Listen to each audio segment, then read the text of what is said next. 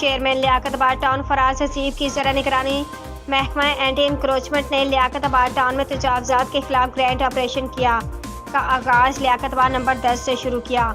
اس موقع پر کوآرڈینیٹر ذکیر احمد انصاری، انور جمال، منتخب بلدیاتی نمائندے، محکمہ اینٹی انکروچمنٹ کے deputy director Nasir Khan, director advertisement مظہر Khan, director electrical Muhammad Asghar, deputy director administration لیاقت و دیگر بلدیاتی افسران بھی موجود تھے۔ آپریشن میں ٹاؤن کے مختلف محکموں کے عملے نے حصہ لیا اور تجاوزات کے خلاف جاری آپریشن میں ہیوی مشینریز کا استعمال کرتے ہوئے قائم تجاوزات کو ہٹایا گیا۔